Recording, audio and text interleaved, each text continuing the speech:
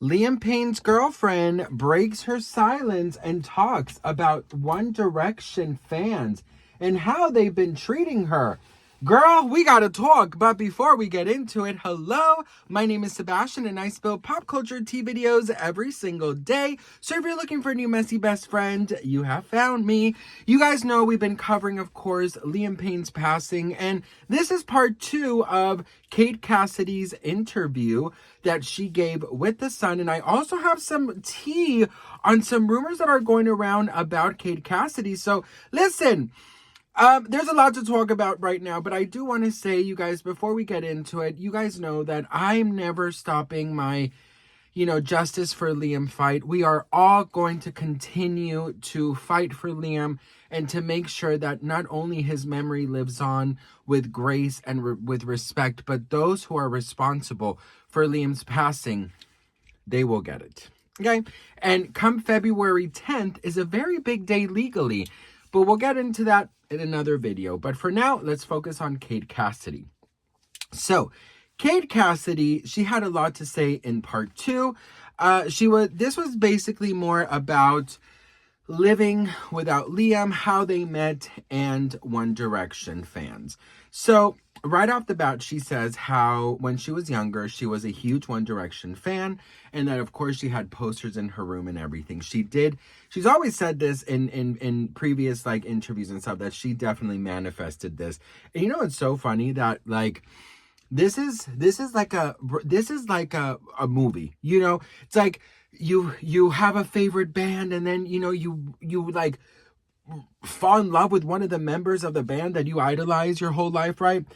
So she was definitely a big fan. They met at a restaurant. She just started working at this restaurant when he came in, and he basically said that he was not going to leave until he got her number, and that they hung out that night, and basically it just, it became what it was. She does cry here and there. She cries when she goes through memory lane, right? So she talks about going and looking at the northern lights. She cries when, she says that basically she used to, when he passed, go to sleep listening to his music. She says she can no longer do that.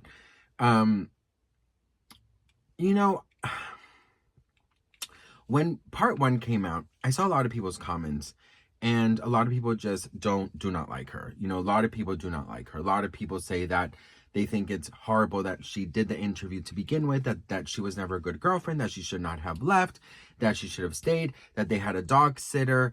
I'll tell you this. When Liam Payne passed, and I, would do videos on all the things, and I started looking at her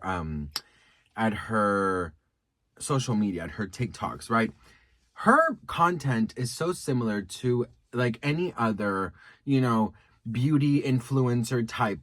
Everything is picture perfect, everything's so aesthetically pleasing, everything is this, everyone looks always so perfect. It's just unrelatable bullshit, right? It is what it is. That's the tea on that, girl. It is unrelatable bullshit, okay? So she, there's nothing so much of her that's interesting to me, but seeing her in this interview and seeing her kind of talking, but still with that aesthetic, I'm like, who is the real you, right? I think one of the things that One Direction fans and Liam Payne fans have felt since the beginning was that, is she with him for the wrong reasons? And she, in my opinion, is not doing such a great job selling herself. I know it sounds horrible, but she's obviously wanting to be on social media. That is her career. I'm sure she doesn't want to go back to the restaurant. She wants to continue to do, content, because that's what she started. That's her job right now, right? And why do you think she did this interview? Money. Everything is money, right? I mean, listen, unfortunately, she has to work, right? I was at work, a week and a half after my brother passed, and I was a fucking mess. But I'm like, I need to work. How am I going to survive? So, having said that, in the interview, in my opinion, she doesn't come off so likable. That's just what I think. But, having said that, She talks about how she misses him, of course. And she said something that really kind of, this is not like word for word, obviously, but she talks about like going through life without him, like going through things without him, that it's going to be, very difficult. She said she never imagined this. She doesn't go into any details of abusive behavior or anything. A lot of people believed that she was going to go and do an interview and say that he was allegedly abusive towards her. She never said any of that. She only talks about him in the most highest way possible. She really does. And that's something I could admire. I'm sure no one is perfect, okay? We all have a lot of shit that we are, guilty of, right? Like, we're not perfect. So I'm sure, Liam had his things that, aren't perfect. And I'm sure she could have sat on that couch and said a couple of other things that she didn't, which I'm very grateful for that she did not. And she basically talks about how One Direction fans have been so incredibly supportive. That I find a little hard to believe, because I don't see a lot of support for Kate Cassidy. I do see, of course, some support, yes, but for the most part, I see a lot of negative stuff. A lot of people blame her, which since the very beginning, I always said she cannot be blamed. Yes, she left. Of course, she left, some days before. But I also have to say, as someone who lost someone in similar situations, I refuse to carry that. I believe that, Kate Cassidy, had she been there, do I think that things would have been different? Yes, of course. But I don't think it's fair to blame all of the things on her, right? I wish she would have stayed. Absolutely. I really do think had she stayed, maybe, he would still be here. But I think that's also a very unfair thing to say. She talks about how she doesn't really pay attention to the negative stuff.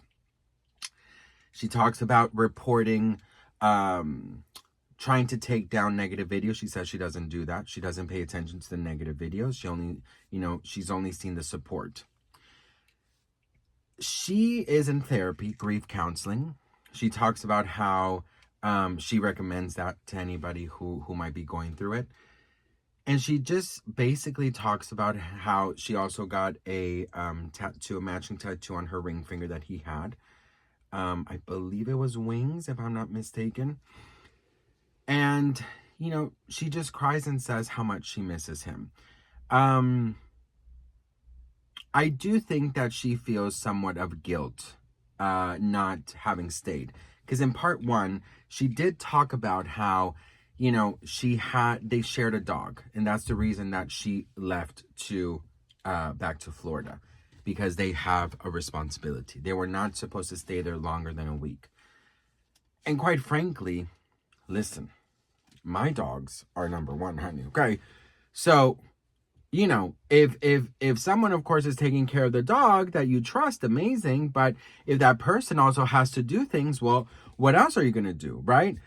So I think I would have come too. Now, having said that, if I think my husband is on a spiral, if I think my husband is surrounded by really shady ass people, I'm not leaving his side.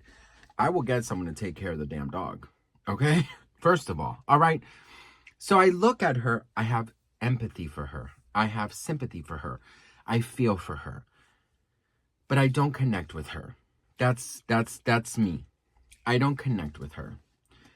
And I thought, because I lost my brother in similar ways, I thought that I was able to connect some with her in things, I really did. I was like, and I was preparing myself before part one came out of telling you guys, well, I get her on this, you know what I mean? Like, if you lost someone, you get it, but I didn't feel that.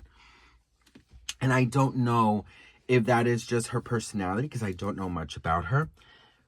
But I do think that she could have left the perfect aesthetic to the side and just kind of be. One thing I do believe, and the reason that people are like, oh, she's not showing enough, emotion and stuff, I think she's medicated.